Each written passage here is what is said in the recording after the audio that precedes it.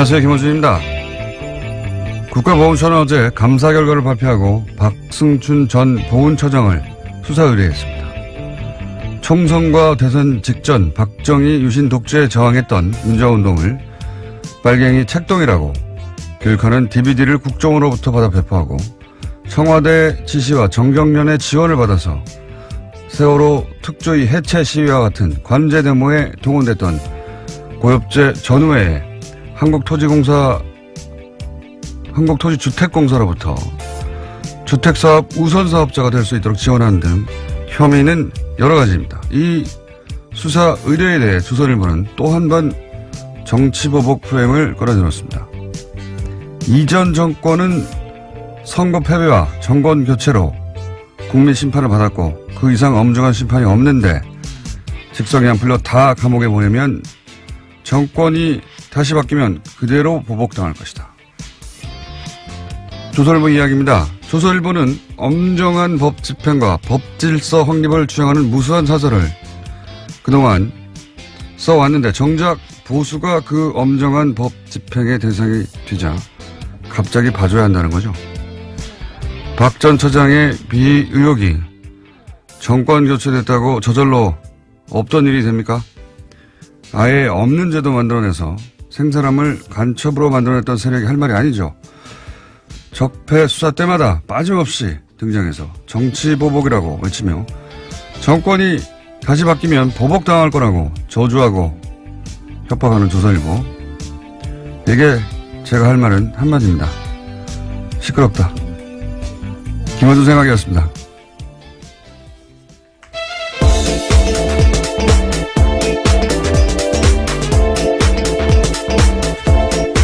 시사인의 김은지입니다.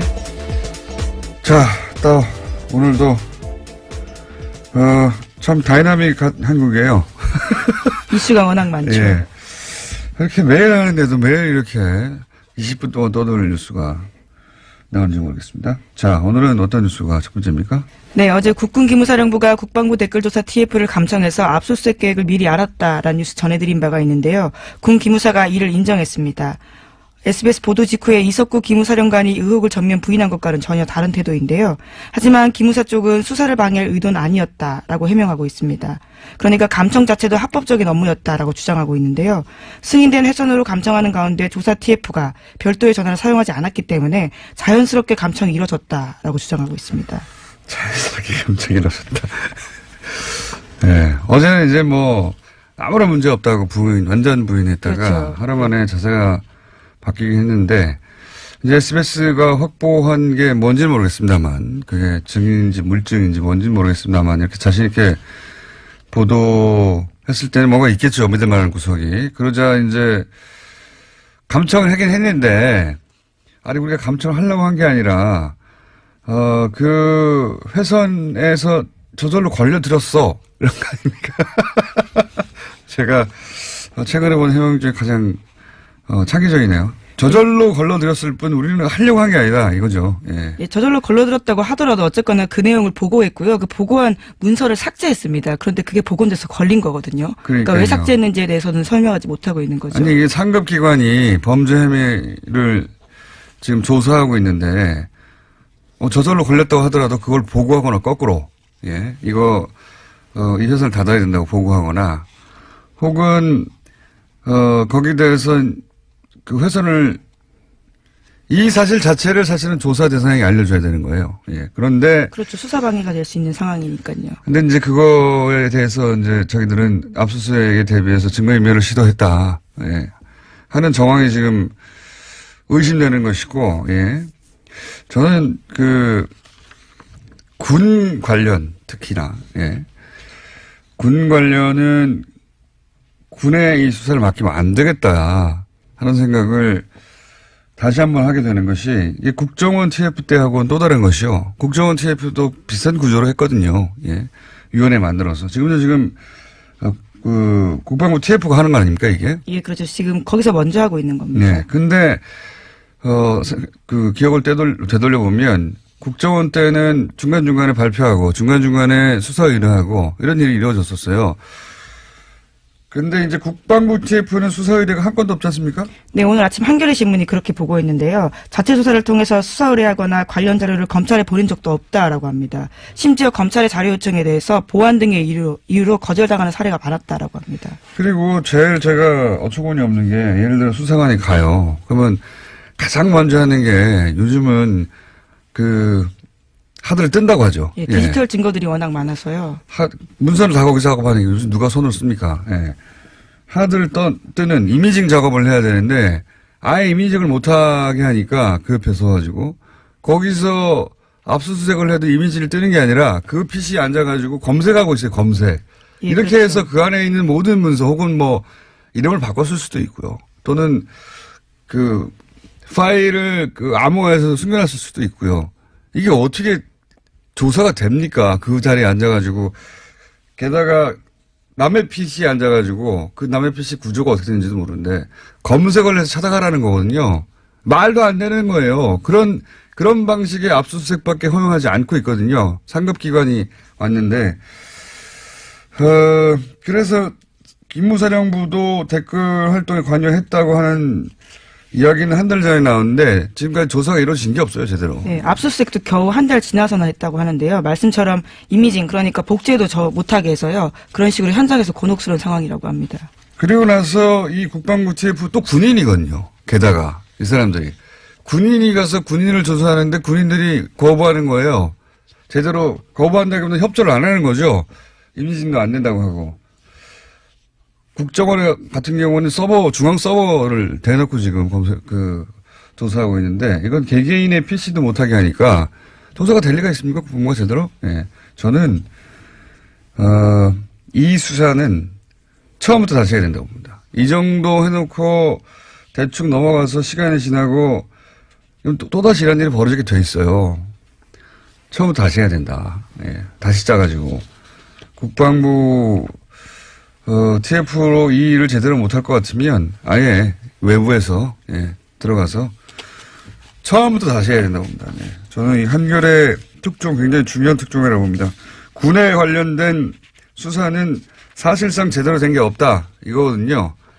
예. 그리고 국정원에서 가짜 사무실 만들어서 방해하던 것 이상이죠. 예.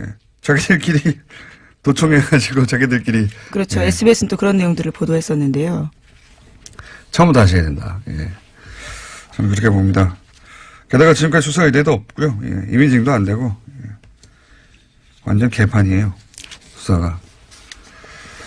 자, 굉장히 중요한 특종 나왔고, 저희도 앞으로 계속해서 SBS도 추가 못하겠죠. 다음 주는요? 네, 임종석 대통령 비서실장의 아랍에미리트 행과 관련해서 계속해서 여러 가지 보도들이 나오고 있는데요. 오늘 아침에 중앙일보에서 좀 자세한 내용들이 나왔습니다. UAE 왕세자가 날짜를 지정하면서 요청돼서 결정된 일정이다라고 여권 핵심 인사가 밝혔다라는 건데요. 이 인사의 발언을 인용한 보도를 보면요. 특사 파견은 왕세자의 요청에 따른 것으로 방문 날짜도 아랍에미리트 측에서 정해준 일정에 맞추다 보니까 급하게 진행됐다라고 밝히고 있고요. 양국 간의 시급한 관계 개선이 주목적이었다라고 말하고 있습니다. 처음으로 좀 구체적인 여러 가지 설들이 나오다가 이건 이제 양 국가 간의 외교적 차원에서 벌어진 일이기 때문에 그 자리에 참석하지 않은 사람들은 알 수가 없어서 추측 보도만 나오다가 좀 구체적인 내용이 처음으로 나왔네요. 예. 이게 이제 자유한국당에서는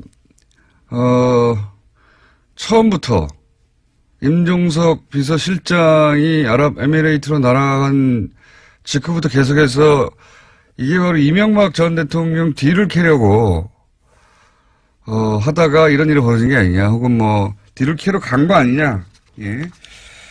그런 얘기를 끊임없이 주장을 했었죠, 예.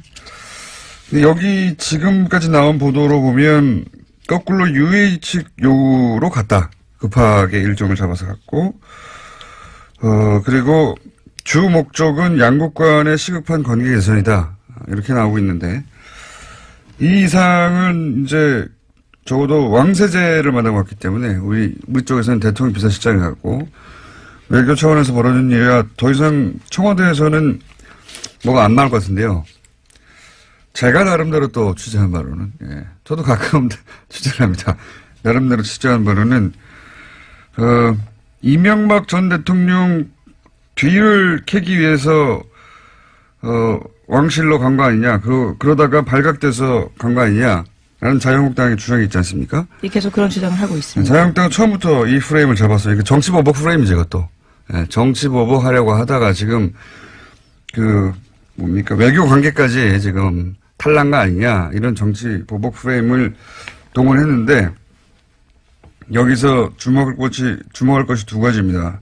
하나는 해명 중에 보면, 이명박 정부 때 이제 UA하고 관계가 원전 때문에, 긴밀해졌지 않습니까? 그런데 박근혜 정부 들어와서는 UA 쪽에서 예를 들어서 고위급 인사가 와서 현역 때 만났던 그러니까 이명박 전 대통령을 만나려고 해도 박근혜 정부 시절에는 일정을 안 잡아줬대요. 안 잡아주고 대신 현 정부의 총리를 만나고 가라. 당시 현 정부라면 박근혜 정부. 당시, 예, 박근혜 정부의 그런 식으로, UAE와 관계가 소원해졌다고 해요. 예. 거기까지 제가 들은 이야기고. 그러면 이번에는 왜 갑자기 가느냐? 저쪽의 요구에 따라. 그거는 결정적인 사건이 뭐였냐면 이명박 전 대통령이 갑자기 바레인에 가잖아요. 네, 그랬죠. 12월 달에. 굉장히 시급한 상황이었는데, 시급한 상황이었다는 거는 다스는 누구 겁니까가 폭발적으로, 예, 보도되고 할 때였는데, 바레인에 뜬금없이 강연을 간다고 하셨죠? 예. 그 이후로 UAE가 갑자기 여러 가지, 항의를 현 정부에 했다. 이명박 전 대통령이 바레인에 갔을 때, 그러니까 정치 보복을 하다가 UAE가, 관계가 나빠진 게 아니라, 이명박 전 대통령이 바레인에 갔을 당시에 무슨 일이 일어났다. 이거는 제가, 전후 사정을 취합하다가, 저의 추정입니다. 이것도 역시 참석해 보지 않았기 때문에 이 고위급의 만남에 이명박 전 대통령이 뭐라고 했어요. 예. 네, 12월 달이 아니고 11월 달에 갔습니다. 제가 네. 날짜를 잘못 말씀드렸는데요. 뭔가 이간질을 했어요. 예. 뭔가 이간질을 가서 하고 그 얘기를 들은 UAE는 이명박 전 대통령의 예를 들어서 다스 관심 없어요. 당연히. 그게 아니라 뭔가 이간질을 한 것 같다. 예. 그리고 그 프레임에 딱 맞춰서 자유한국당이 정치보복이라고, 예. 여기까지가 제가 추정한 겁니다. 뭔가 했습니다. 바레인에 갔을 때. 이건 제가 좀 더 취재해보고, 예. 구체적인 게 있으면 다시 이야기하기로 하고. 여간 언론에서 보도 안 되는 것 중에 하나가 이명박 전 대통령의 바레인 전후에서 이런 일이 갑자기 벌어진 거거든요. 뒤로. 그때 뭘 했어요. 뭘 했어요, 아마. 본인이 살려고 뭘 한 것 같습니다. 자, 다음 순요. 네, 다스 실소유주와 정호용 전 BBK 사건 특별검사에 대한 고발 사건 기억하실 텐데요. 아직 기초조사조차 이루어지지 않았다라고 오늘 아침 한겨레 신문이 보도했습니다. 검찰이 고발장 접수 뒤 2주가 되도록 고발인 조사조차 하지 않았다라는 건데요. 정호용 전 특검의 공소시효는 2달 남짓 남았다라고 합니다. 이건 하지 않을 수 없어요. 예. 물론 검찰로서는 부담스럽겠죠. 검찰이 주도한 특검이었는데 그때 120억 비자금 나왔는데 심지어는 돌려줬다는 거 아닙니까? 예. 그리고 이 건은 이미 증인도 너무 많고. 그렇죠. 예. 그 당시 사라진 돈과 관련된 계좌로 의심되는 것도 나와버렸고 수사가 반쯤은 언론에 의해서 진행됐어요. 예. 하지 않을 수는 없다고 봅니다. 근데 이제 아직도 고발인 조사조차 하지 않았다고 걱정하는 거죠, 한겨레에는. 예, 시간이 얼마 남지 않았기 때문에 이런 보도가 나오는 것 같습니다. 어쩌면 조용히 하고 있을지도 모르고 공소시효가 석 달도 안 되거든요, 이제. 예. 2월 23일까지라고 합니다. 하지 않을 수 없을 거라고 봅니다, 저는. 예. 여하간 아직은 발동이 안 걸리고 있다, 이런 뉴스고요. 다음 뉴스는요? 네, 최순실 씨가 어제 이재용 삼성전자 부회장의 항소심 증인으로 나왔습니다. 그 자리에서 특검팀의 질문에 짜증으로 일관해서요, 재판부의 제지를 받기도 했는데요. 재판부는 최 씨가 특검 질문을 끊고 말을 하면 끝까지 듣고 대답을 해라라는 증언 태도를 질책했습니다. 최 씨가 특검에게 오히려 질문을 할 때에는 오늘은 특검 질문에 증인이 대답하러 나온 자리다라면서 언성을 높이기도 했습니다. 최순실 씨 발언은 전달할 필요가 없어요. 예, 다 부인이거나 말도 안 되기 때문에 그 공판에서 인정은 딱 하나죠. 왜냐하면 통화 내용이 있기 때문에. 네, 박근혜 전 대통령과 통화한 내용이요. 네. 근데 이제 거기 보면 2개월치밖에 거기는 없는데 어제 제출된 것은 거기 보면 2개월 동안 문자를 한 번도 하지 않고 오로지 통화만 260번 가까이 했습니다. 260번 가까이. 그러니까 이게 이제 날짜로 나눠보면 하루에 4번 이상 했단 말이죠. 4번 이상 했는데 생각해보면 사람이 깨있고 활동하는 시간이 한 12시간 주로, 예, 보다 보면 3시간마다 한 번씩 전화한 거예요. 하루. 매일매일, 주말도 없이. 이게 친해서 할 수 있는 통화의 주기가 아니거든요. 이건 단순히 친한 게 아니고 매일매일 어떤 업무가 있었던 겁니다. 대통령과 최순실 이 당시에 처리하거나 논의해서 결정할 업무가 있으니까 매일 3시간 간격으로 계속 통화하죠. 하루에 4번 이상씩. 이게 어떻게 단순 안보, 3시간마다 안보가 궁금합니까? 하지만 최순실 씨는 어제 사적 대화였고 업무 관련 얘기는 없었다라고 주장하고 있긴 합니다. 이렇게 말하는 건 다 뒤집어서 생각하시면 되는데, 예. 이건 업무 진행, 업무 전화죠. 업무 전화. 그걸 매일 한 겁니다. 하루에 3시간에 한 번씩. 본인도 이렇게 이야기하긴 했는데요. 260번 가까이 한지는 모르겠지만 자주 할 수도 있지 않느냐라는 이야기했습니다. 그 자주가 통상의 범줄, 이거는 뭐, 연애에 불타는 사람들도 이렇게 할 수는 없어요. 예. 만약에 연애로 3시간에 한 번씩 매일매일 이렇게 온종일 1년 내내 한다면 미친 거죠. 업무였다. 자, 다음 순요. 네, 지난 정부에서의 문화계 블랙리스트가 감사원 결과보다 6배 이상 많다라는 발표가 나왔는데요. 그러니까 2,670건에 달한다라는 겁니다. 문화체육관광부 산하의 민간합동 진상조사위에서 어제 발표한 내용인데요. 이것도 중간조사 결과에 불과합니다. 여기에는 새로운 작품들이 또 들어가 있는데요. 최승호 MBC 사장의 다큐멘터리 자백, 장강명 작가의 소설 한국이 싫어서 등이 포함됐습니다. 이게 이제 국정원 아이오 정보관이 와서 요구했다는 거 아닙니까? 예를 들면 영화하나 같은 경우는 영화진흥위 와가지고. 예. 네, 구체적인 진술도 있습니다. 국정원 비판한 내용이 있기 때문에 가장 큰 문제가 된다. 이렇게 이야기했다고 합니다. 그런데 이것도 역시 진상조사위 외부에서 만들어진 위원회가 감사원 결과보다 더 많이 밝혀내고 있거든요. 국방부도 마찬가지입니다. 예. 국방부 무슨 용관의 통뼈입니까? 다 대한민국 내부에 있는 감시를 받아야 되는, 네. 군이라고 해서 다 빠져나가고 하면 안 되는 거, 절대 안 되는 거죠. 그래서 숨어서 그런 거 조직 만든 거잖아요. 거기가 아니 숨겨가지고 군에 그 특성을 이용해서 처음부터 다시 시작해야 돼요. 예. 어쨌든 감사원 감사 결과보다 몇 배나 많은 숫자가 있더라. 예, 국정원이 그렇게 했다. 뉴스고요. 예. 자, 시간이 별로 없기 때문에 리얼도 있고, 자. 네, 제목만 말씀드릴까요? 제목만 해도 우리가 제목만 말하고 끝나진 않잖아요. 네. 잘 골라서 예. 하나 두 개 정도 얘기해 주세요. 네, 삼성 이건희 회장의 차명 계좌에 대해 과세해야 한다는 정부의 자문기구 결정이 나왔는데요. 삼성 특검 수사에서 드러난 차명 계좌 양만 4조가 넘습니다. 이에 대해서 처음으로요, 정부가 이것을 과세해야 된다라고 밝힌 겁니다. 이것도 위원회예요. 그렇죠.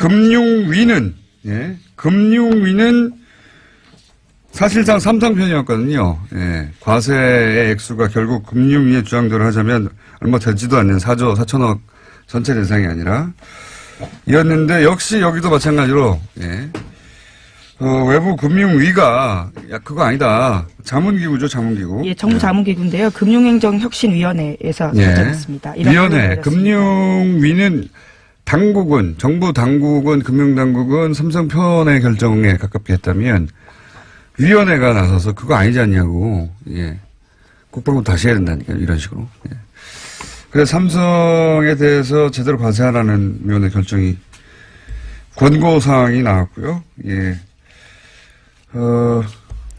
하나만 더 하면, 네, 바른정당과 합당을 추진하는 국민의당 정말. 안철수 대표가 어제 긴급 기자회견했습니다. 연말까지 전체 당원 투표로 합당 여부를 결정하자라고 제안했고요. 부결되면 당대표에서 물러나겠다라고 밝혔습니다. 그렇군요. 이건 저희가 이제 2부, 3부 연속으로 인터뷰가 있기 때문에 구체적인 내용은 뭐 각자 찬성파와 반대파 얘기를 들어보면 될 것 같은데, 근데 이제 이 보도를 하면서 이 합당 시도죠, 사실은. 예. 통합은 원래 같이 있다가 헤어졌다가 다시 만날 때 그런 표현을 쓰는 게 적합한 것 같고, 이건 서로 완전히 다른 당이 합당하는 거죠. 합당 시도라고 보는데, 저는 이 합당 시도의 성격 규정을 안 해줘서 저 나름대로 성격 규정을 해보자면, 성격 규정이 제일 중요한 것 같은데, 이거는 보수 재편이죠. 보수 재편.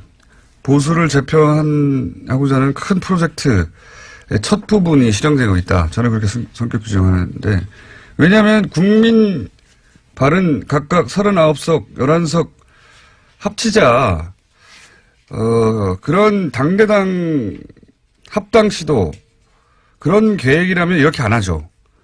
왜냐하면 보통 합당은 몸집 부풀리기거든요. 예. 근데 11석, 39석이 지금같이 진행돼서는 그대로 유지되기 어렵단 말이죠. 오히려 거꾸로 당이 쪼그라들 수도 있어요.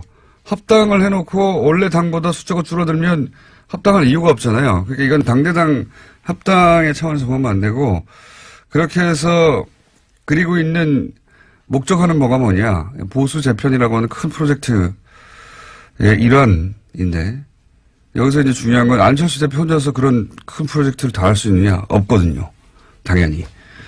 사실은 그런 큰 프로젝트에 포함될 사람, 저쪽에서도 유사한 그림을 그리는 사람들이 있고, 그 이해하고 안철수 대표 이해가 맞아떨어진 거다. 정치가 혼자 되는 게 아니기 때문에. 그런 관점에서 이 시도를 봐야 한다. 뭐, 정치에서 만나고 헤어지는 건 다반사인데, 이 만남과 헤어짐의 성격은 그렇게 보수 재편이라고 하는 프로젝트에 안철수 대표와 또 저쪽에서 그런 시도를 하는 사람들이 있겠죠. 이해가 맞아떨어진 것이다.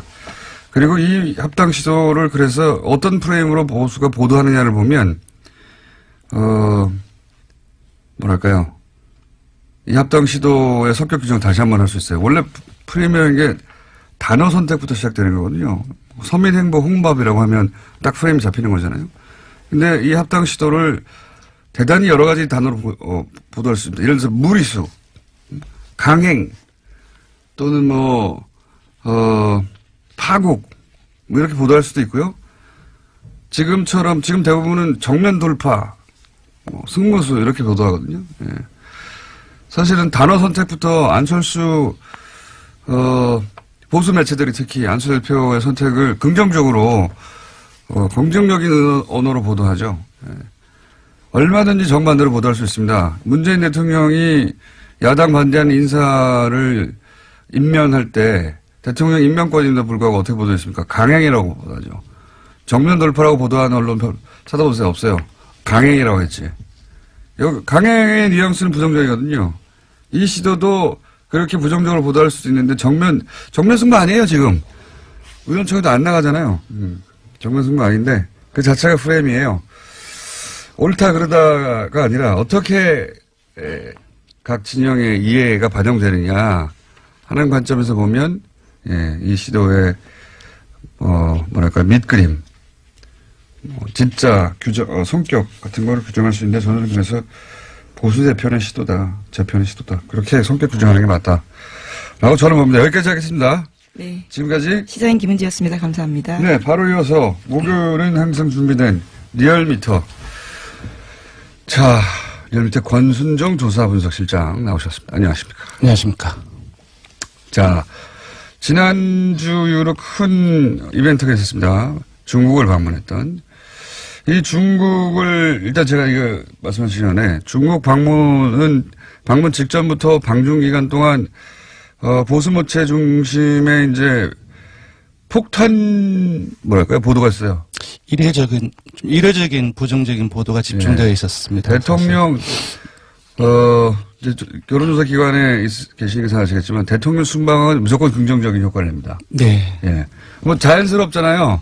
국내 시끄러운 정치 현안을 떠나가지고 네.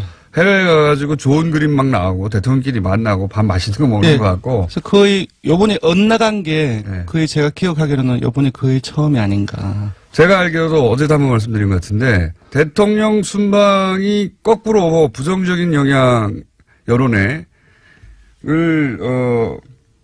낸 것은 제가 기억하기로는 처음이에요. 근데 이제 그게 그래서 제가 계속 악의적으로 했는데 순방 첫날부터 계속해서 부정적인 보도만 쏟아냈거든요. 보수 매체에서 혼밥 이거 시작해가지고 엄청난 숫자의 부정적인 보도, 홀대, 혼밥을 네. 보수 매체가 정말 폭포수 같이 쏟아냈어요. 네, 선전적인 단어 뽑기가 상당히 많이 나온 것 같습니다.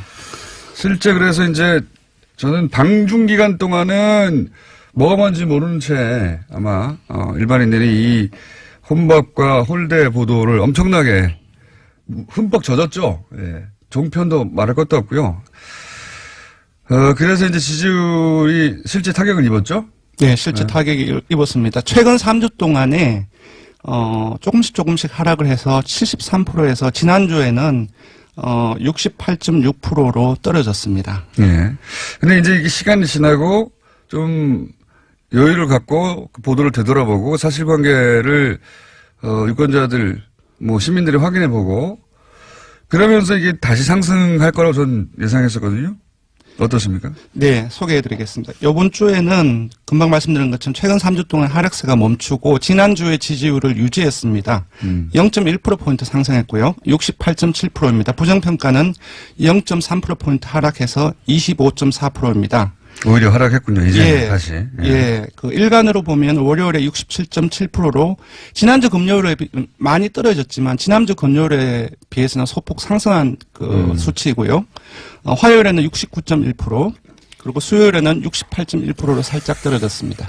그러니까 이제 그 소위 방중 관련한 부정적인 보도가 폭포수처럼 쏟아지면서 떨어졌다가 다시 오히려 방중이 끝나고 나서 중국 방문 성과에 대해서 조금씩 올라가고 있다. 예, 언론 보도 경향을 보면 지난주 주말을 경고하고 월요일까지 조금씩 방중 성과에 대한 내용들이 보도량이 조금씩 늘어났고요. 그리고 야당과 언론 일부의 이제 그 중국 방문에 대한 부정적인 보도에 대한 이 자체가 공정한지 공정하지 않은지 논란도 월요일에 많이 SNS를 통해서 돌았습니다. 그런 보도는 저희밖에 안 했어요. 집중적으로. 예. 이거 홀대론 자체가 거짓말인 것 같다. 혹은 제대로 보도하지 않은 것이다. 악의적인 프레임이다라는 보도는 집중적으로 한 것은 저희밖에 없긴 한데, 여하간,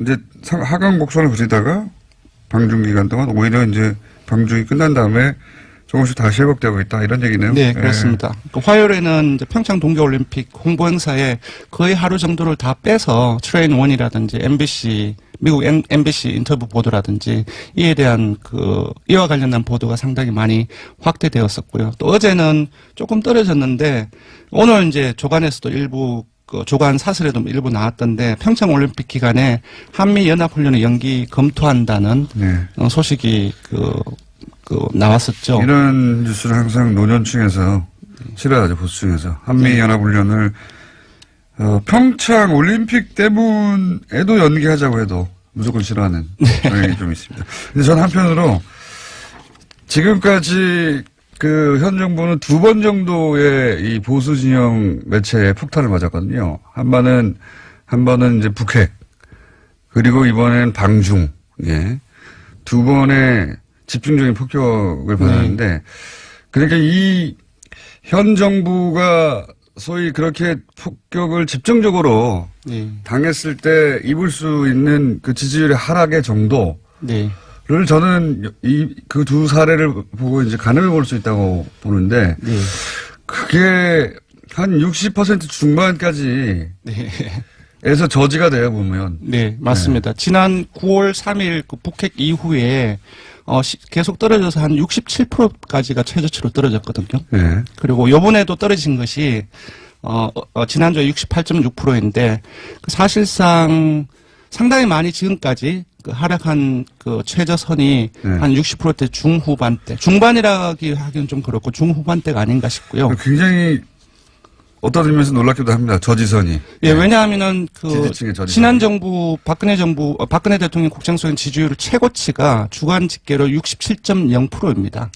그쪽 그런 것들을 최고치하고 감안을 이쪽 하면 최저치하고 예, 차이는 있지만 그래도 전반적으로 그 최저치하고 지금까지의 최저치보다 이전 정부의 최고치보다 높다는 것은 조금 생각해 볼 부분이 있는 것 같습니다. 지지층을 굉장히 단단하게 결속한다. 왜냐하면은 이런 일이 있으면 다시 또 지지층 결집을 해요. 네. 이탈도 하지만. 네네. 예, 지지층 결집도가. 근데 이번 주 같은 경우는 여전히 이제 대구 경북이나 60대 이상 그리고 안보 문제에 조금 더 강경한 경향을 보이고 있죠. 진보적인 성향을 가지고 있다 할지라도 20대에도 빠졌고. 예. 근데 하지만 이제 세부 분석을 해 보니까 문 대통령의 그 핵심 지지층은 민주당 지지층이나 19대 대선에서 그 문재인 대통령을 찍었던 사람들이거든요. 이쪽에서의 지지율은 거의 변동이 없거나 그리고 이번 주 민주당 지지층에서는 오히려 소폭 올랐습니다. 그래서 뭐 역결집을 보이고 있다라고는 분석하기는 좀 힘들지만 이러한 어떤 부정적인 보도가 확대되는 과정 속에서도 핵심 지지층은 거의 변화가 없다라고 볼 수 있을 것 같습니다. 이게 이제 보수층에서 그 보수 세력에서 이제 공략하기 굉장히 어려운 포인트가 이런 거죠. 그렇습니다. 예. 그러니까 분명히 폭탄을 쓸 수 있는 걸 다 썼는데 예, 더 이상 하락하지 않는 거. 왜냐하면 핵심 지지층의 전체적인 어떤 규모가 상당히 이제 넓다는 거죠. 그렇기 때문에 전체 지지율도 이런 상황에서도 많이 빠지지 않는 것 같습니다. 자, 정당 지지율은 수치만 간단하게 짚고요. 매번 뭐 0점 몇 이런 수준이기 때문에. 예, 정당 지지율은 원내 주요 정당, 그러니까 4당이 정의당을 제외하고 일제히 하락세를 보였습니다. 수치를 알려드리면 민주당은 0.8%포인트 하락해서 51.1%이고요. 한국당은 지난 3주 동안에 조금씩 올랐는데 이번에는 0.2%포인트 하락해서 18.5%입니다. 정의당은 이제 계속 그 최하위를 하다가 이번에는 상당폭 올랐다고 볼 수 있을 것 같습니다. 왜냐 지지율이 워낙 낮았기 때문에 2.1%포인트 상승해서 6%를 기록했습니다. 바른정당은 0.7%포인트 하락했고 5.1%입니다. 2주째 내림세를 보이고 있고요. 국민의당은 호남에서 7.5%를 기록했습니다. 그러니까 11월 2주차에 약 호남에서 6주 전에 7.4%를 기록해서 전체 국민의당 창당 이후에 호남에서 최저치를 경신을 했거든요. 그때와 비슷한 수치로 하락을 한 것입니다. 그리고 다시 4%대로 하락을 해서 4.9%를 기록했습니다. 아무래도 현재 지금 당내 상황이 그렇죠. 가장 직접적인 영향을 미친 것으로 보입니다. 그러고 그것마저 알려주마. 네. 오늘은 뭡니까? 네, 이번에는, 아까도 말씀드렸다시피 문 대통령의 중국 방문 전후로 해서, 네. 그 다양한 어떤 언론 보도가 있었는데, 그게 대한. 악의적인 프레임이라고 제가 계속 주장했던 일주일간 그 내용에 대해서 언론설했죠. 예. 질문을 아주 건조하게 물었습니다. 잠깐 읽어드리면, 지난주 문재인 대통령의 중국 방문을 전후한 언론 보도에 대하여 논란이 있습니다. 선생님께서는 문 대통령의 중국 방문 관련 언론 보도에 대해서 어떻게 생각하십니까? 이렇게 물었습니다. 우리 언론이 문 대통령 중국 방문을 어떻게 했느냐. 왜냐하면 질문의 공정성이라는 말이 들어가면 공정성이라는 말 들어갔다는 그 자체로 불공정했나라는 편견을 가지고 싶기 때문에 그냥 아예 질문에서 그런 부분들을 완전히 빼고 다 건조하게 처리를 했습니다. 언론 보도에 대해서 어떻게 생각하느냐. 네, 그렇습니다. 그랬더니 예. 불공정했다라는 응답이 67.9%가 나왔고요. 반면 공정했다는 응답은 20.9%로 3배 이상이 불공정했다는 인식이 많은 것으로 나타났습니다. 사람들도 아는 거예요. 예. 예. 이건 그냥 뉴스공장 청취층을 대상으로 한 게 아니고 그렇습니다. 일반 여론조사를 한 거거든요. 예. 그리고 조금 더 볼 것은 전혀 공정하지 않았다. 그러니까 아주 강하게 불공정성에 대한 비판 의식을 가지고 있는 사람들이 42.4%나 된다는 겁니다. 예. 네, 그렇고 세부적으로 보면 이거는 조금 중의적으로 봐야 되는데요. 자유한국당 지지층이나 보수층 60대 이상, TK, PK, 영남권을 포함해서 모두가 불공정했다라는 인식이 지배적이거든요. 특히 자유한국당을 보면 이건 좀 신기한 일이네요. 예, 왜냐하면 질문을 그 어떤 편향이 들어갈까봐 뺐잖아요. 그런 부분들은 어떤 누구에 대한 공정성이 여기서 문제가 되는데 일부 자유한국당 지지층 응답자들은 자유한국당 지지층의 생각 기준으로 해서 응답한 부분들도 배제하기는 힘들다. 그럼에도 불구하고 공정성 논란 이 부분들이 문재인 대통령 청와대 현 정부에 대한 공정성의 논란이 사실상 많이 확대되었기 때문에 수치 자체 전체적인 수치 자체는 조금 낮게 볼 수는 있겠지만 전반적인 경향을 이렇게 봐야 될 것 같습니다. 네, 말이 너무 길어요. 네. 단순하게 합시다. 그러니까 네. 중국 발로 언론 보도가 불공정했다가 67.9%고 공정했다가 20.9%. 네, 그러니까 그렇습니다. 이게 이례적인 겁니다. 예. 대통령의 해외 순방 관련해서 국민들이 언론 보도를 불공정하다고 느낀다는 게 대단히 이상하고 이례적인 거고요. 그리고 네. 그걸 누군가가 모든 미디어가 우리는 그때 불공정했어라고 보도하지 않는데도 불구하고 불공정했다고 느끼는 거죠. 예. 그렇습니다. 여기까지 하고요. 네, 예. 조사 개요를 불러드리겠습니다. 예. 이번 주중 조사는 TBS 의뢰로 이번 주 월요일부터 수요일까지 조사를 했습니다. 전국 19세 이상 성인 1,508명을 대상으로 했고요. 유무선 전화면접과 자동응답 혼용 방식으로 실시했습니다. 표본 오차는 95% 신뢰 수준 플러스 마이너스 2.5%포인트, 응답률은 4.3%였습니다. 리얼미터 권순정 조사분석 실장이었습니다. 고맙습니다. 국민의당 안철수 대표가 어제 통합 관련 기자회견을 했죠. 네. 안철수 대표의 비서실장을 맡고 있는 국민의당 송기석 의원 연결해서 좀 자세한 이야기 들어보겠습니다. 안녕하세요, 의원님. 네, 안녕하십니까. 송기석입니다. 제가 이해한 게 맞나 좀 봐주십시오. 어제 기자회견 핵심은 전 당원에게 통합을 추진할지 말지를 본인 재신임을 걸고 물었다. 이게 맞죠, 일단? 네, 맞습니다. 네. 그리고 또 한 가지, 요거 관련해서 많이들 헷갈리는 것 같은데, 저도 좀 헷갈렸는데, 일단 전당원 투표를 해서, 네. 통합하자고 하는 그 여론이 우세하면, 그 투표 결과가, 예. 그러면 그때 그 결과를 보고 전당대회를 하겠다. 이렇게 2단계 통합을 진행하겠다. 이런 거죠. 아니, 2단계 통합이라기보다요. 예.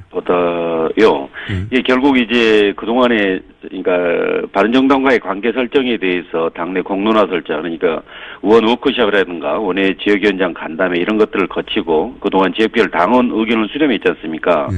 그럼에도 불구하고 그 방향에 대해서 연대 정도가 맞다, 아니다, 통합까지 가야 된다, 이렇게 계속 당내 갈등이 계속되고 있어서 그러면 그 방향으로 계속 갈 건가, 그 여부를 일단 전당원 투표를 통해서 방향을 결정하자는 의미이고요. 전당대회 이 부분은 당연히 합당에 관한해서는 전당대회가 전대의 고유 권한입니다. 그렇기 때문에 이제 만약에 방향이 그렇게 설정된다면 합당을 위해서 그런 당헌, 당규, 정당법상의 그런 절차를 차례차례 이제 거쳐야 된다라는 의미입니다. 그러니까 이 통합 추진을 계속 할 거냐 말 거냐를 전당원 투표로 묻고, 네. 그래서 그 방향으로 가라 하는 당원들의 뜻이면 전당대회까지 하겠다. 이렇게 2단계. 제가 이해한 게 맞는 건 맞는 거죠. 표현은 뭐 2단계로 했던 거죠. 네, 맞습니다. 그래서 전당원 투표는 통합할 거냐 말 거냐 하는 의사만 묻고, 네. 통합하는 게 좋겠다는 전당원의 의사가 드러나면 전당대회까지 해서 거기서 다시 이제 결론을 낸다. 이런 거죠. 네, 그렇습니다. 제가 좀 이해가 안 가는 건 그거 그냥 한 번에 하면 안 됩니까? 당연당규상 어차피 전당대회 하는 거니까 네. 전당대회에서 다 묻고 결론 내면 되는데 왜 이렇게 나눠서 하는 거죠? 예, 맞습니다. 바로 이제 그렇게 갈 수도 있지만, 그러나 지금 아시다시피 지금 당내에서 통합 방향으로 가는 것 자체도 맞지 않다라는 그런 의견들도 많이 있으니까, 특히 이제 우리 원내 의원들 사이에서도 의견이 엇갈리고, 현재 이 시점에서는 통합 자체 추진하는 것이 적절치 않다는 게 또 다수 의원들이기도 하고 하니까, 그러면 진짜 우리 당의 실질적 주인인 우리 당원들은 어떻게 생각하는지 그 의사를 한번 확인해보자. 그리고 그것을 보고 다시 한번 더 우리가 머리를 맞대고 이야기해보자라는 그런 차원입니다. 그게 이제 무슨 말씀인지는 알겠는데, 네. 이게 한 번만 해도 될 것 같은데, 요는 거꾸로 다수가 반대하는데도 불구하고 안철수 대표가 꼭 하고 싶으니까 이 전당원 투표라고 하는 우회 전략을 세운 거 아닙니까? 아니, 다수가 반대한다는 그 의미가 다수의 의미가 어떤지는 모르겠는데요. 방금 다수 의원이 반대한다고 하셨잖아요. 제 말은. 아, 그렇습니다. 다수 의원. 예. 네네, 예. 당내 다수 의원이 반대하는데 네. 반대하는 다수 의원들을 이제 뚫고 지나갈 수가 없으니까 네. 전당원 투표라고 하는 우회 전략을 쓰는 게 아니냐 이렇게 제가. 예, 근데 이제 저는 우회라고 보기보다는 오히려 이게 뭐랄까 그 정상적인 절차에 가깝다고 봅니다. 뭐 좀 전에 말씀드린 뭐 다수 의원이 반대한다는 의미는 그 다수라는 의미는 현재 단계에서 그러니까 개헌과 선거제도 개편에 전념해야 될 이 단계에서 통합 논의하는 것은 적절하지 않다라는 게 다수고 그러나 이제 그 일단 궁극적으로 선거 후 뭐 연대라든가 통합 이것은 얼마든지 가능하다라는 또 의원도 꽤 있습니다. 그러니까 방향 문제도 있고 시점 문제도 있습니다. 그런 거에 관한 전체 당원의 의사를 한번 확인해 보겠다는 뜻이죠.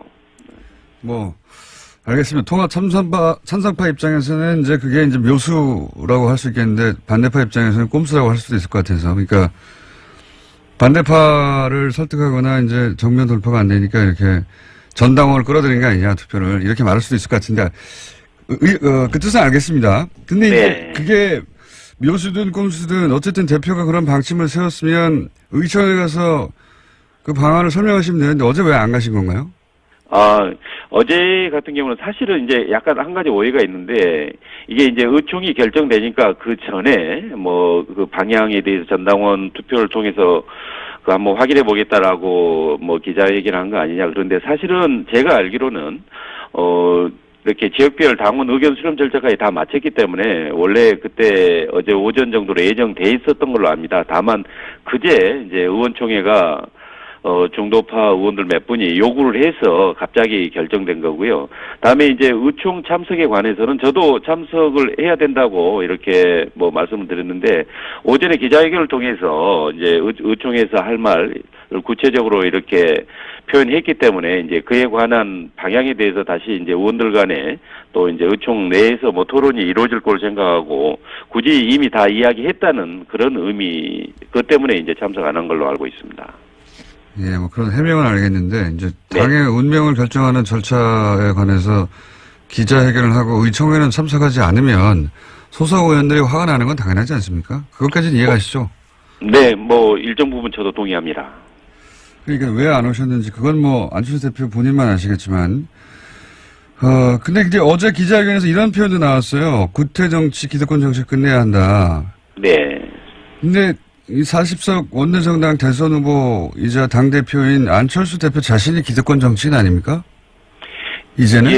예, 보기에 따라서 그럴 수 있는데, 이제, 그, 안 대표께서 이제 아마 이렇게 표현한 부분은, 직접 뭐, 심지어 호남에 가서도 이렇게 그 당의 정말 혁신 방안, 뭐 이런 거에 대해서 이제 의견을 들어보니까 물론 지방의원 상당수가 대다수가 이렇게 통합 방향에 대해서 반대를 하고 있지만 그러나 당원들의 또 상당수는 그 방향에 대해서도 동의하는 부분도 많다라고 이제 이렇게 판단한 걸로 알고 있습니다. 그러다 보니까 이게 그 이제 그 원내 의원들의 그 생각이 너무 개인의 입장에서 치우쳐서 주장한 거 아니냐. 그에 대한 그건 부적절하다는 이런 표현으로 알고 있습니다. 그러니까 이게 결국은 호남계 의원들을 뜻하는 거죠? 네, 그 중에서 전체를 다 의미하는 건 아니고요. 일부 호남계 이제 예를 들자면 당을 살리기 위해서 뭐 어떻게 혁신해야 되느냐에 대해서 논의하고 있는데 그게 마치 뭐 이렇게 야합이다, 뭐 적폐연대다. 과거 그 3당 합당처럼 YS에 뭐 그런 거 아니다고 이야기했음에도 불구하고 그쪽으로 가는 거다. 또는 호남을 기반으로 해서 전국 정당화하는 것을 호남 버리기다. 막 이렇게 그 개념 규정을 지으니까 그건 아니다. 그런 표현은 적절하지 않다는 것에 대한 지적입니다. 그러니까 통합에 반대하는 사람들이 말하자면 구태 정치고 기득권 정치인가요? 저는 꼭 그렇게 보지는 않습니다. 왜냐하면 저는 이 표현 자체도 좀 지나친 표현이라고 저는 개인적으로 생각합니다. 왜냐하면 그 통합을 찬성하는 측이건 반대하는 측이건 결국 국민의당을 살리자, 혁신해보자, 지방선거에서 이겨보자, 그거에 대한 그 각자의 생각을 이야기하는 거 아니겠습니까? 그럼 이건 어떻습니까?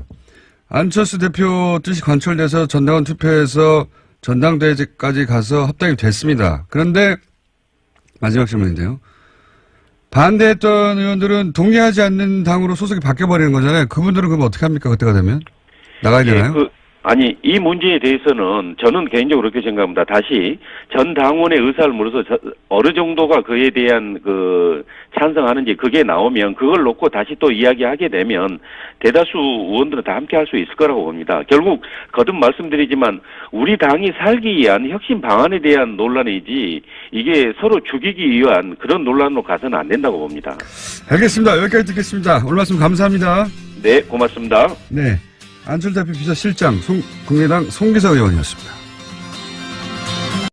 자, 오늘은 코너명 없이 그냥 박지원 코너로 하겠습니다. 정치 구단주. 정치 구단주. 네. 박지원 전 대표 나오셨습니다. 안녕하십니까. 진짜 안녕 못합니다. 진짜 안녕 못합니다. 진짜 안녕 못하실 것 같아요. 개인적으로도 당으로도 국가로도 네. 이렇게 처참할 수가 없습니다. 우선 부인 수술은 잘 되셨나요? 뭐 수술은 잘 됐다고 하는데 네. 얘기하지 않겠습니다. 네. 저를 울리지 마십시오. 쾌유를 빌고요. 감사합니다. 다른 이야기는 지금 할 계제가 아니고 우선 제가 궁금한 게 궁금한 게 한 가지 두 가지겠어요? 지금 우리 안철수 대표 하는 꼴 보면은 5만 가지가 다 궁금하지. 우선 의총에 안 나온 것은 원래 안 나오기로 한 겁니까? 원래 나오기로 한 겁니까? 의총은 하루 전에 소집이 됐고 예. 당대표 일정은 하루 전에 고지가 됩니다. 예. 저도 병원에 있었지만은 문자를 통해서 안철수 대표가 참석하겠다는 걸 밝혔죠. 예. 일정이 나왔어요. 예. 그런데 세상에 어떤 당대표가 주요한 사항은 의총에서 얘기를 해야지 의총 3시간 전에 통합 발표하고 정작 의총은 무서워서 못 나오고 도망쳐버리는 도철수가 된 겁니다. 도철수. 그러니까 이건 통합이 아니고요. 보수야합 합당입니다. 그래서 우리는 통합이라고 질문하면 앞으로 김공장장 안철수 편하고 똑같기 때문에 대답 안 할 거예요. 그럼 합당 시도라고 할게요. 합당 시도. 그 정도면 중립적인 단어 아닙니까? 예. 합당 시도. 저도 원래 통합은 네, 김청수가 언제 중립적이지는 않죠. 아니 근데 안철수 미워하고 우리 국민의당 망하기 바라는 것은 뭐 잘 알고 있는데 망하기를 바라진 않아요. 지금 이 망할 조짐은 당내에서 만들어진 거지. 그런데 예. 바라지 않는다고 하지만 지금 망해 가고 있잖아요. 그러니까요. 제가 딱 지금 아주 기분이 제일 좋은 김청수일 거예요. 제 얼굴 표정이 그렇습니까? 아주 너무 행복해 보이네요. 대표님 얼굴도 한편으로 행복해 보이기도 한데 제가 궁금한 것은 기자회견 미리 할 수도 있다고 봅니다. 중대한 사안은. 그런데 기자회견하고 3시간 후에 바로 달려오면 되지 않습니까? 달려왔어. 네. 의원들한테 설명하고 네. 설사 합당 반대파들에게서 많은 공격을 받더라도 당당하게 발표를 해야죠. 뭐가 무서워서 도망치고 뭐가 무서워서 피합니까? 그렇게 해가지고 앞으로 무슨 대통령 돼서 어려운 일 있으면 도망쳐버리고 이런 거 해가지고 대통령감이 되겠어요? 화가 단단히 나신 것 같은데 거기 모였던 의원들도 그런 분위기였죠. 당연히 그렇죠. 저도 그 대목은 진짜 이해가 안 갑니다. 그 기자회견이야 갑자기 급하니 또는 뭐 본인의 의지를 정확하게 전달하기 위해서 그랬다고 치고 그리고 이제 의총을 모았고 거기 이제 국회의원들이 다 기다리고 있는 거잖아요. 당내 의원들. 당연히 그렇죠. 예. 기자회견을 했던 뭐 의도나 배경이나 이런 걸 설명하면 되는데 온다고 했다가 안 온 거죠. 갑자기. 도망쳤다니까요. 도망쳤다니까요. 아니 현장을 기피하는 그런 지도자가 어디 있습니까? 문재인 대통령 후보가 광주에 갔을 때 광주 공항에서 한 20여 명이 오지 마라. 지난 총선 때요. 그렇죠. 예. 이렇게 데모를 하니까 문재인 대통령이 뒷문으로 나갔어요. 예. 그것을 두고 얼마나 비난했습니까? 당당하지 못하다고. 오긴 왔는데 뒷문으로 갔다고. 그렇죠. 예. 정치인은요. 예. 저처럼 달걀을 맞더라도 맞는 게 좋습니다. 그래서 그러한 현장을 도피하지 않고 만나서 설득을 하고 또 그분들의 의견을 듣는 것이 정치인이지, 안철수식 정치인은 소통하러 전국을 돌아다닙니다 라고 하면서도 광주에서도 부산에서도 춘천에서도 자기 편들 버스로 동원해가지고 거기에서 통합합시다 이 얘기 듣고 소통했다고 하면은 그런 소통 하루에 100번도 할 수 있습니다.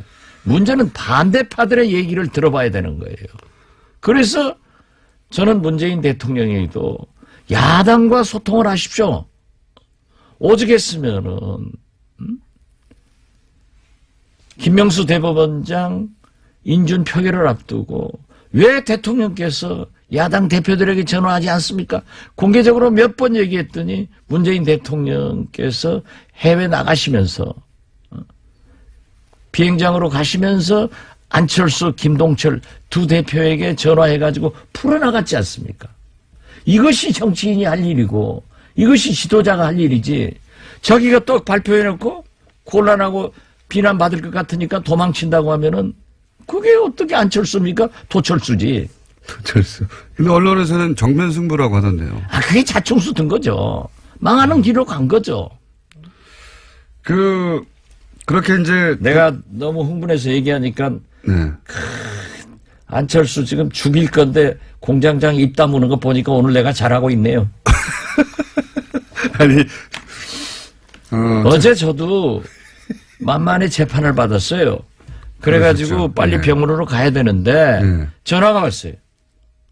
지금 의원총회 중인데 굉장히 시급하죠.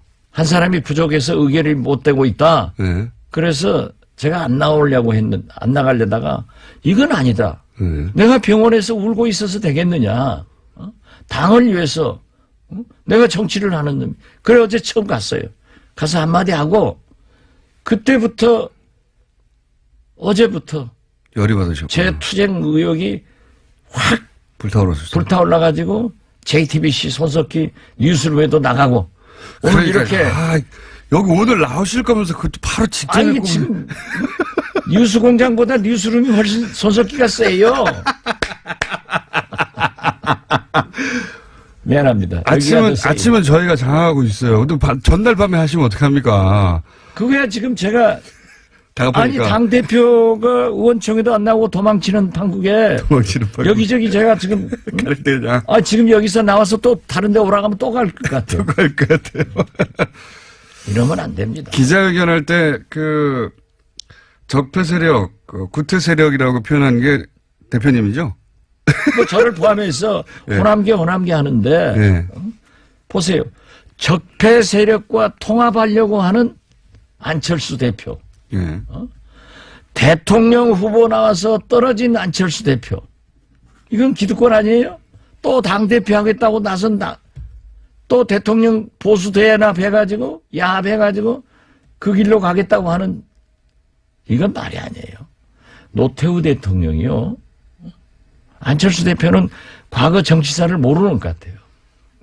그런 것 같습니다. 물론 의과대학 다녔으니까 거기 공부 잘했으니까 그쪽 잘했겠죠. 나는 또 의과대학 관계는 아무도 또 모르잖아요. 예.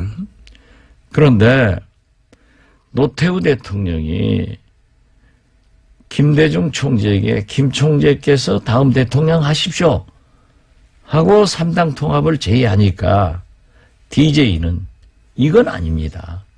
이 나라 민주주의를 위해서 이건 아닙니다 하고 거절하니까 다시 노태우 대통령이 YS에게 제의를 해서 YS가 털컥 잡았어요. 그렇지만 YS는 JP건 노태우건 일격에 제압할 수 있는 엄청난 리더십을 가지고 있으니까 내각제 개헌 약속하고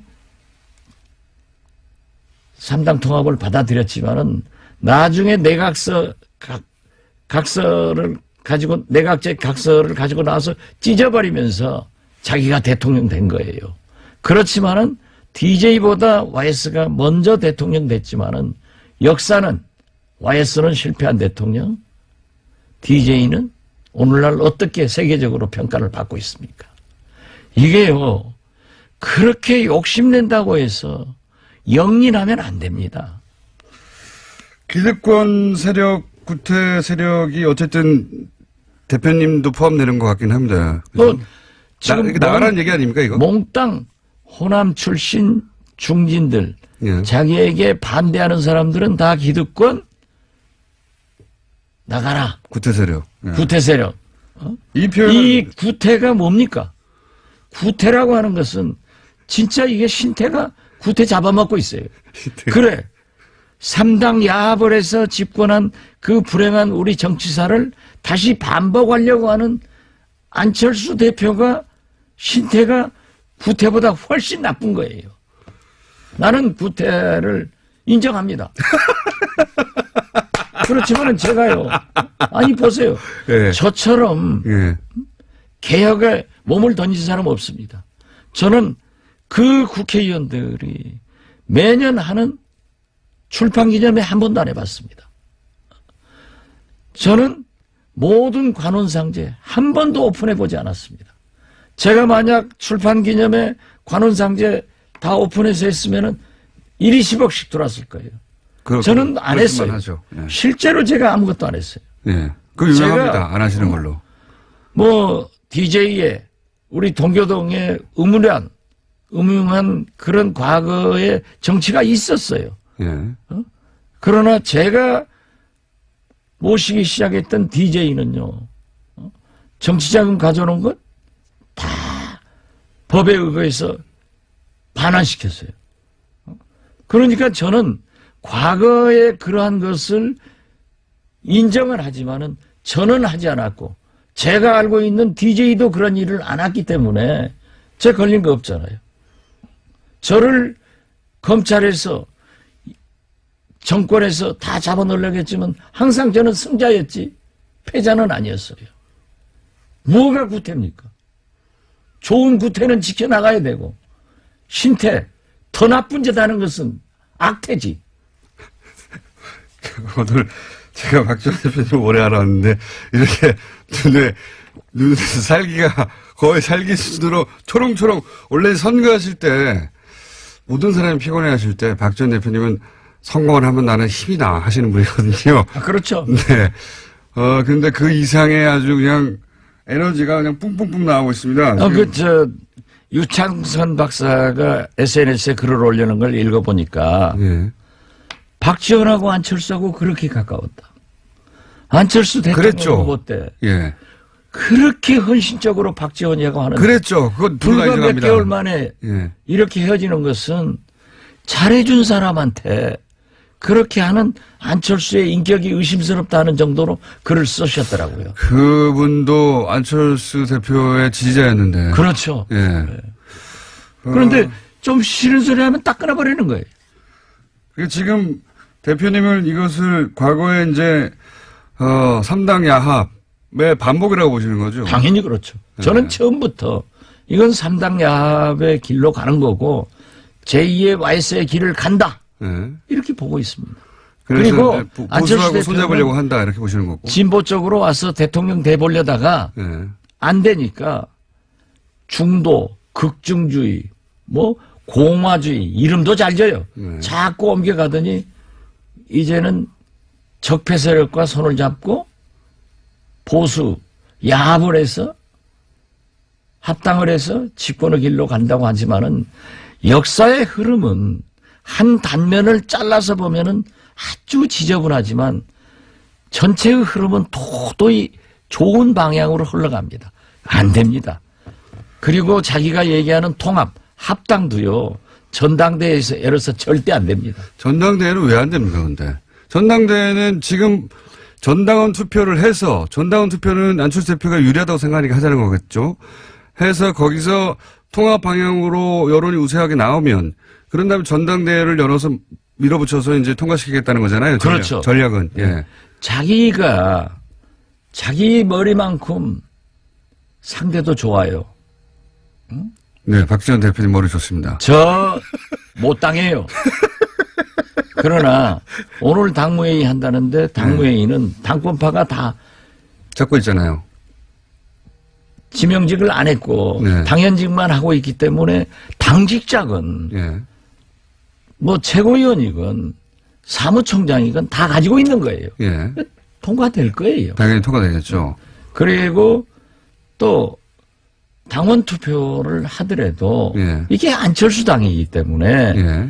된다고요. 호남에서 모르지만 다른 지역에서 또 우세하겠죠. 아니 네. 수도권에서도 어렵죠. 네. 그렇지만 근데 전체적으로 보면 될 수 있다. 전체적으로 보면 될 수 있는데 네. 왜 전당대회를 하려고 하느냐 네. 하면은 전당대회는 대표당원을 지역위원회에서 선출하게 돼 있습니다. 한 10,000명 되지 않습니까? 네. 네. 그렇기 때문에 우리 현역 의원은 자꾸 호남 의원, 네. 호남 중진하는데 예. 호남에 23명이 있고 예. 비호남권에 4명밖에 없어요. 네네. 4명이가 5명 뭐. 그렇기 때문에 그리고 전부 원외위원장들 아니에요. 대부분 원외위원장이죠. 90%가 원외위원장이죠. 예. 거기에서 대표당원들이 오기 때문에 그러니까요. 될 수 있다. 이게 이렇게 하지만은 한마디로 말해서 호남 지역은 불리하지만 다른 원외위원장들은 대표당원을 그쪽에서 뽑으니까 틀림없이 그쪽에서는 통합하라고 하는 사람들을 많이 뽑아서 보낼 또 테니까. 호남에도 예. 20% 지지 세력이 그러니까요. 있죠. 그래서 합쳐서 안철수 당이니까. 그러나 그 전당대회를 소집하는 절차 예. 그리고 진행 예. 이런 것에서 그렇게 용이하게 안 됩니다. 저는 전당대회는 절대 열 수가 없다. 그렇게 보십니까? 그렇게 보면은 안철수 대표는 공중으로 날아갑니다. 전당대회는 대표님이 아시는 절차나 실제 진행 방식이나 혹은 뭐 그 인원의 규모나 여러 가지 사정상 전당대회까지 가는 것조차 어렵다 이렇게 보시는 거죠? 그렇습니다. 예. 정치를 많이 하시는 분이니까 눈에 아니, 훤히, 그리고 훤히 보입니까 이게? 안철수 대표가 예. 그렇게 보수 대야합 합당하고 싶으면 나가서 해야죠. 왜 나무집에서 하려갑니까? 아니 스님이 절이 싫으면 절이 떠납니까? 스님이 떠나셔야지. DJ도 YS하고 있을 때 싫으니까 나와서 창당했잖아요. 예.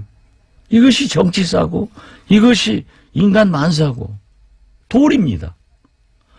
내가 싫으면 나가서 하지. 데리고. 호남의 유권자들은 필요한데 호남에서 안철수 대표의 이 지금 합당 시도를 반대하는 사람만 당을 나가달라는 거죠. 안철수 대표는. 근데 당을 나가실 생각이 없는 거죠. 아니 예. 주식회사 회장도 대표이사도 마음대로 못합니다.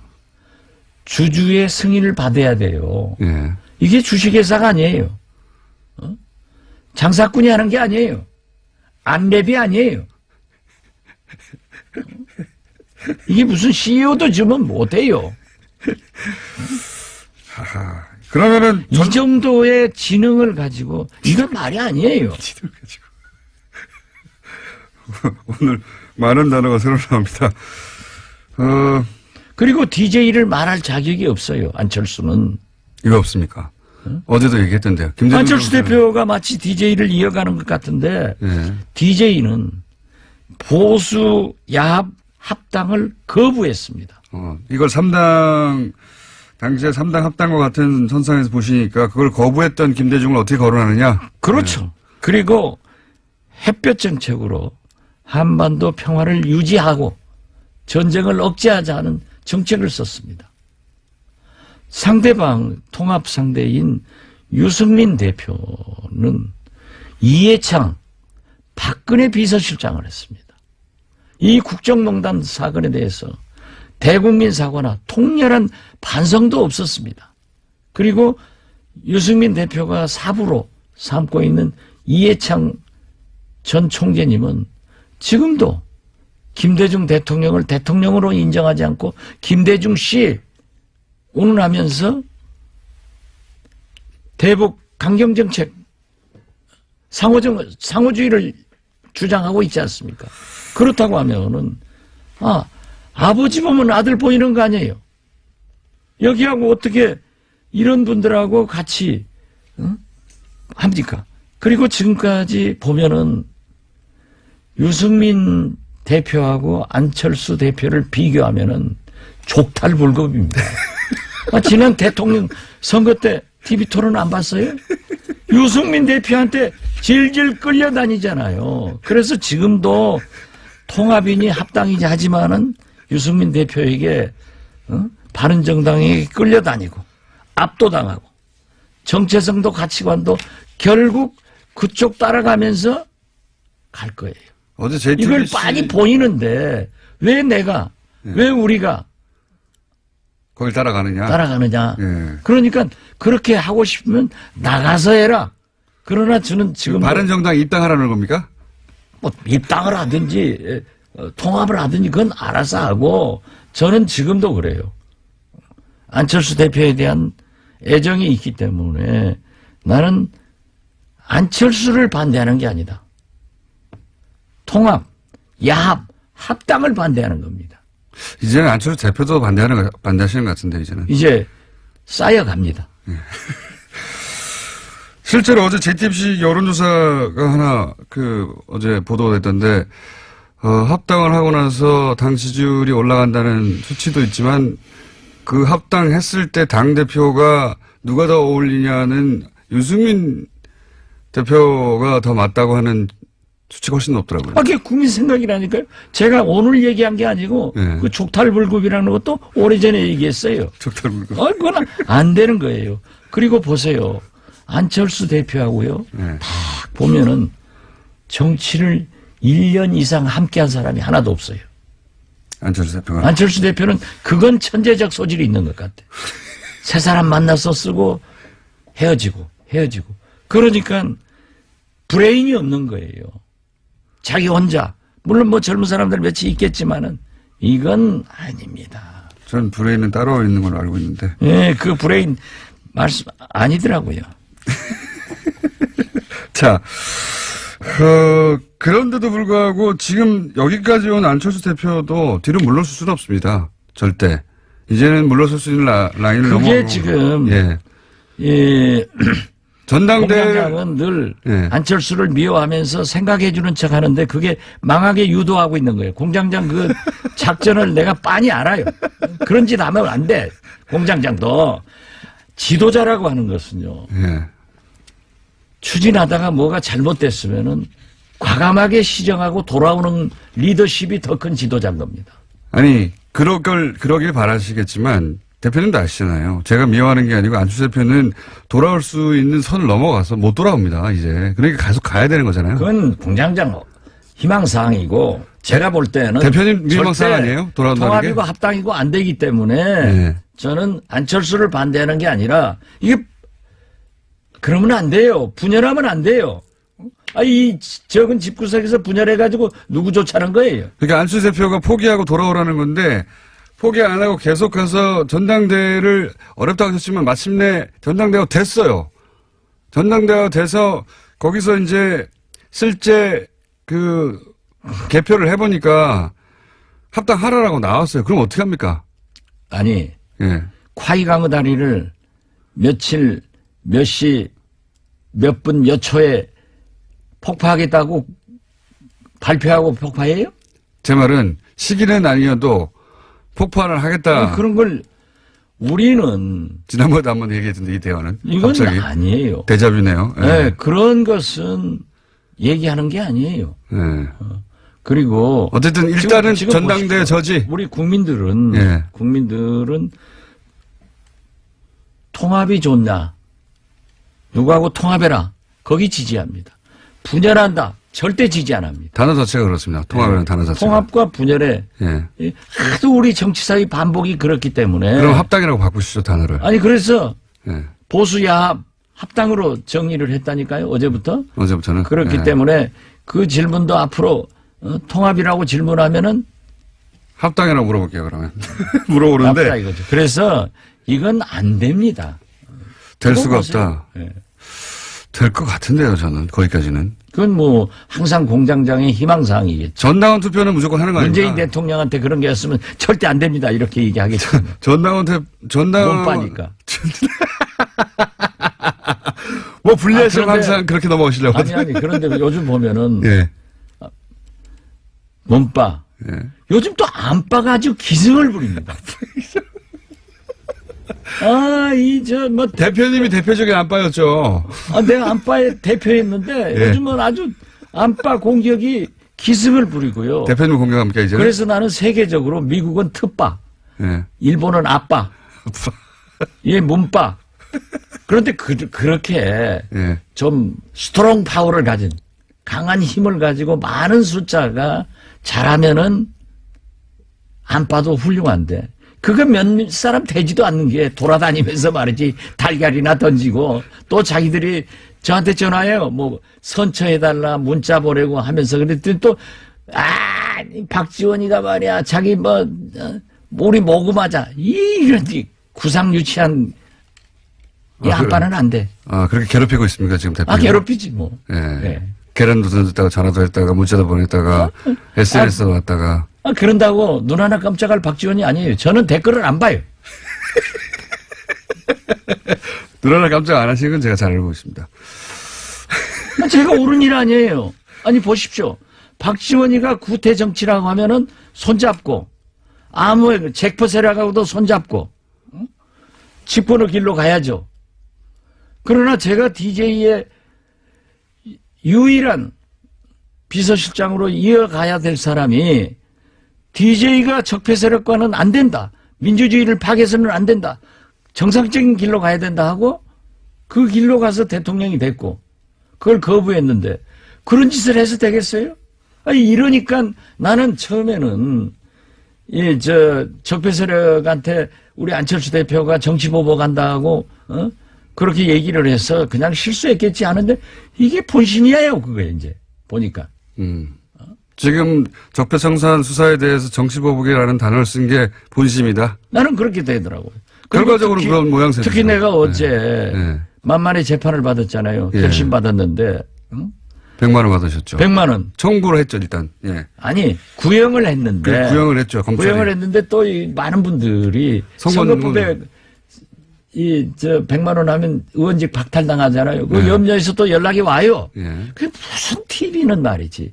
이 라디오 같은 게 그런 것까지 다 자막으로 넣어서 보도하고 하니까 예. 그게 아니다.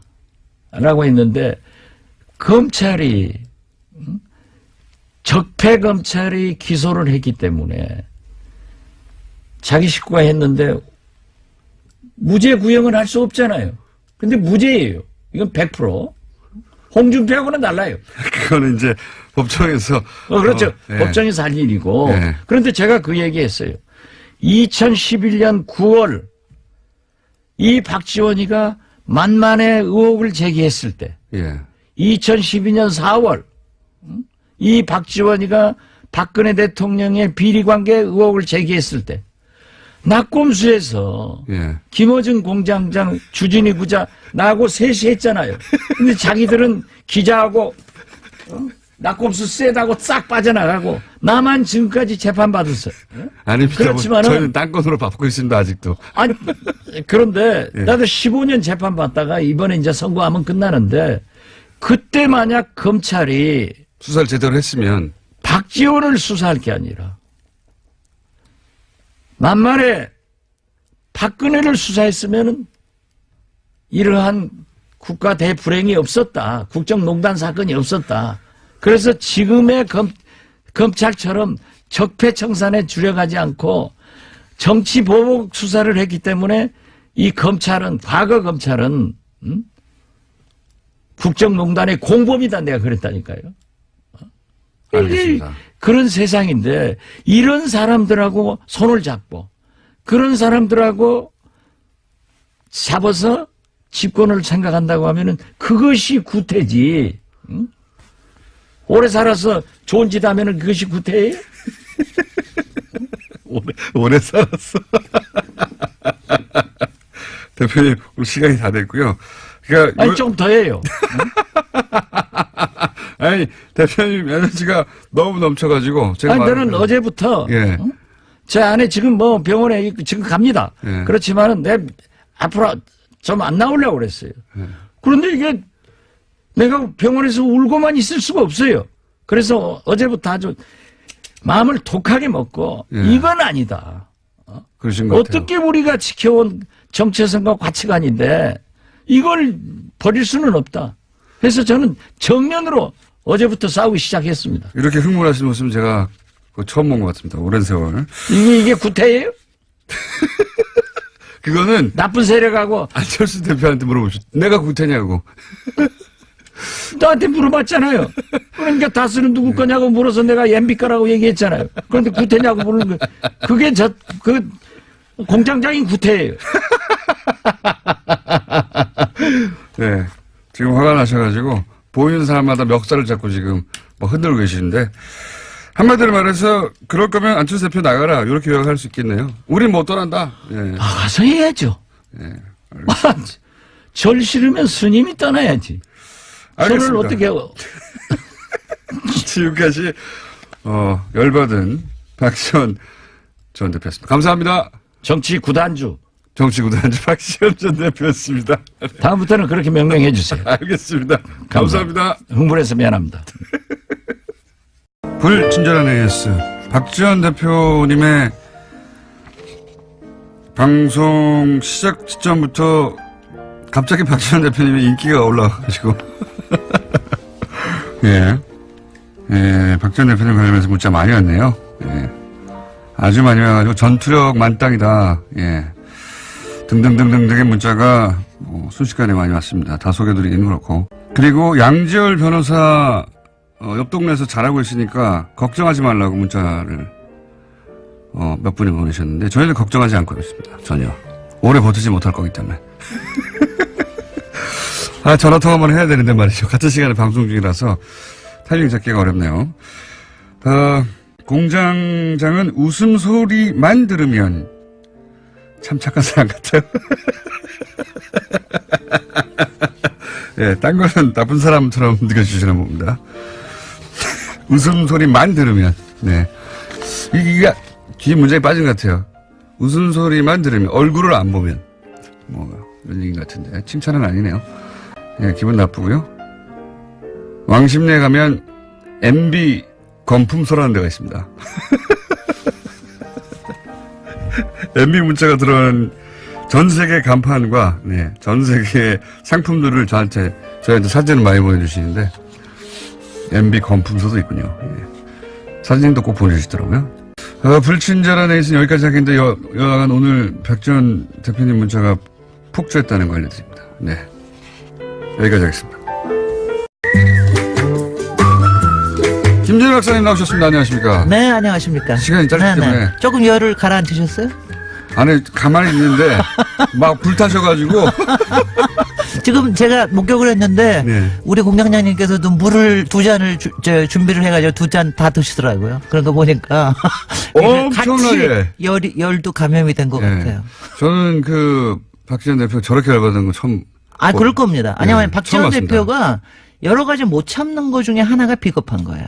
그러니까 욕을 먹더라도 그 자리는 돌파를 해야 된다. 거기 가가지고 그거는 계란 맞아야 된다고 하시는 거죠. 맞아요. 아니, 네. 아니, 솔직히 저도 그런 게 어저께 조금 저도 이런 얘기 해도 되는지 모르겠지만. 이 코너에서 아니, 또 맞아. 의총 3시간 전에 기습으로 하고, 그 다음에 의총이 안 나타나고. 할 수는 그런 있다고 봐, 거는- 기자회견을. 근데 갔었어야 하는. 물론이죠. 한다. 그러고 나서는 네. 가야 되는 거죠. 그거 저거 왜 안 하는 가셨어요? 거는. 그 굉장히. 거기 가서 오히려 정면 돌파하고 막 두들겨 맞고, 욕도 그게 듣고. 훨씬 유리한데요. 그러면은 오히려 이게 구태다라고 밀어붙일 수도 있는 거 아니야. 아니, 근데 정치적으로는 원래 계란 맞으면 좋아하거든요, 다들. 저 정치인들이. 계란 맞은 사람이 다 잘 됐습니다. 정치인들은 네. 계란 맞으면 아싸 해요. 네네. 박지원 대표가 지난주에 계란 맞으셔서. 네, 정말 기뻐하셨거든요. 이거 기뻐하시고 지금 이제 그게 올라오고 있는데. 네. 박지원 대표님 여러 가지 요새, 참. 가정적으로도 힘드시고 여러 가지 힘이 드시고 그런데. 저는 저렇게 전투력이 많다. 그러니까 여러 가지 제가 얘기하는 건 이런 거예요. 너무 오래 계시면 못 볼 거를 많이 보게 되십니다. 제가 또 이런 얘기했다. 박지원 대표님. 다시 들어오실라. 네. 전투력 만땅으로 나가시는데. 네. 아니, 그러니까 계란을 맞는 게 좋은 건데, 정치적으로. 네. 그런 자리였는데 가셨어야 하는데 제가 보기에는 안철수 대표가. 아, 그 다음에 저도 뭐 판단 하는 김에 있어요. 한 가지만 더.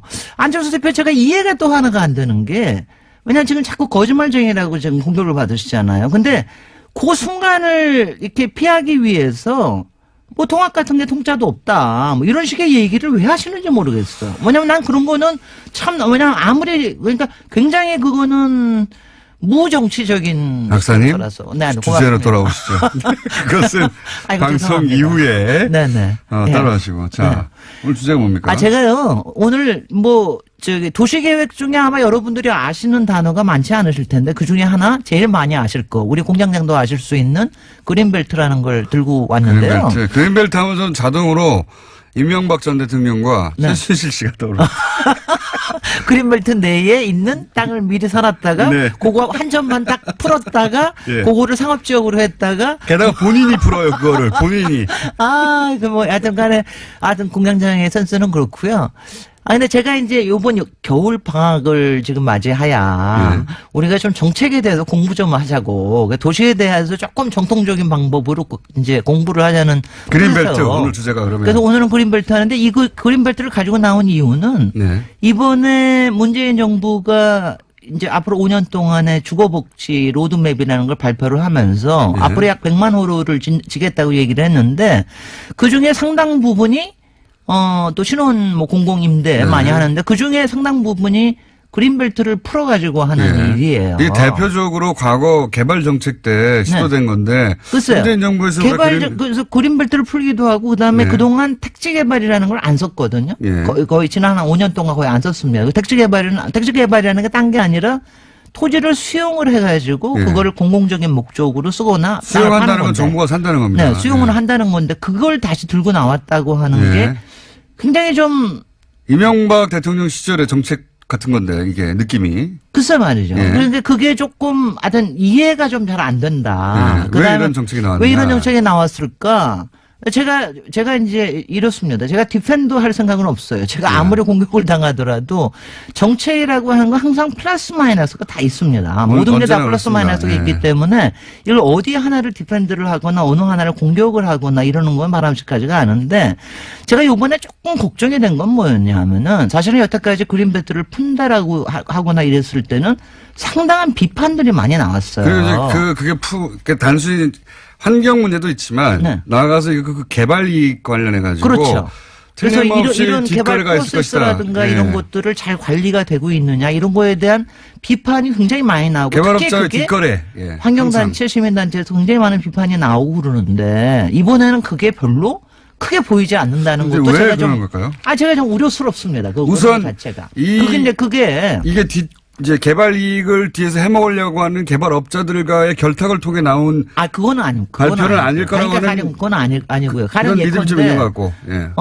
가령 이제 어떤 시일보는 그런 굉장히 이건 잘하는 일이다 하고 막 이런 데도 조선일보요? 있습니다. 예, 좋아하죠, 원래. 네네. 개발. 그렇게 그런 거 해가지고 이건 잘하는 일이다. 유일하게 아니면- 칭찬하고 있는 네, 대목입니다. 엄청나게 진짜 깜짝 놀래가지고 막 조선일보가 현 놀래가지고 정부를 유일하게 칭찬하는 게 이거예요. 이거예요. 예. 그래서 제가 놀래가지고 또 제가 다른 비판 계속 보고 그랬는데 이게 특히 그러니까 내공 있는 비판이 잘 나오지 않는다는 거. 그리고 현장에서는 지금 벌써 요번에 이제 앞으로 40군데를 해제를 하는데 요번에도 발표된 건 한 9군데밖에 안 되거든요. 그리고 서울 지역에는 아직 발표를 안 했습니다. 혹시 이 국토부에다가 그러다 문의 보니까- 한번 해보셨어요? 아니요. 이런 건 말이죠. 네. 왜냐하면은 그러니까 그 안에 숨어 있는 얘기들은 다 알고 있습니다. 근데 이거 물어보면 예. 아주 굉장히 힘이 듭니다. 왜냐하면 이게 서로 다 아는 거 아니냐. 이런 식의 숨어 있는 그래서 얘기를 해주세요. 그러면. 아니 근데 숨어 있는 얘기를 하기가 네. 제가 숨어 있는 얘기를 오늘 다 하기보다 오늘 시간도 얼마 안 남았으니까 이게 굉장히 신기한 얘기예요. 제가 그린벨트는 다음 주에 한 번 더 할게요. 예. 그린벨트라는 걸 누가 만드는 걸 아시죠? 모릅니다. 박정희입니다. 박정희 대통령. 예. 70년도에. 맞습니다. 그러니까 박정희 대통령의 예. 도시 우리나라 국토에서 제일 잘했다고 얘기하는 게 딱 하나가 있다면 그린벨트예요. 딱 하나는 그린벨- 아니고 몇 가지 있어요. 몇 근데. 가지는 있습니다. 근데 근데 그 중에 그린벨트도 하나- 잘했다. 아니 그린벨트는 굉장히 잘했다고 칭찬을 받는 거예요. 예. 근데 그거를 갖다 그래서 거의 성전처럼 여기 와서 그린벨트는 보호해야 된다. 물론 네. 한쪽에 풀기도 했지만 이거를 푸는 사람이 누굽니까?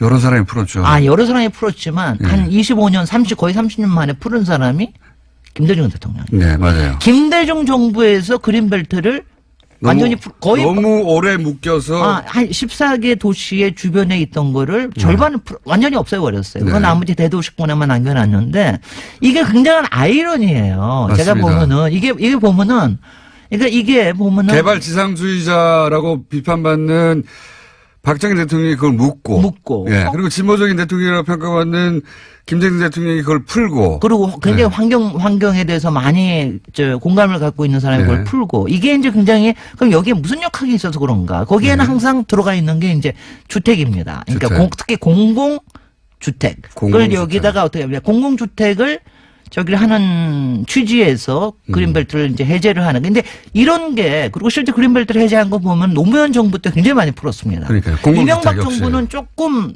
덜 풀었고. 도시로 들어왔죠. 그리고 오히려. 박근혜 때는 거의 뉴타운. 안 풀었어요. 신기하죠. 굉장히 신기한 일입니다. 요것이 어떻게 된 일인지 설명을 다음 시간에 하셔야 될 것 네, 같습니다. 이런 재밌습니다. 이 역학. 네, 거꾸로일 것 같은데. 네네. 왜 이런 일이 벌어졌는가. 네, 네. 근데 자, 이제 안녕. 아이고 이거 무슨 뭐 이렇게 선수를 쓰다니. 오늘도 선수를 안녕. 아직도 김진애 박사였습니다. 하기도 전에 미리 안녕부터. 도시건축가 김진애 박사님이었습니다. 안녕하셨어요? 제가 하겠습니다. 안녕. 아이고,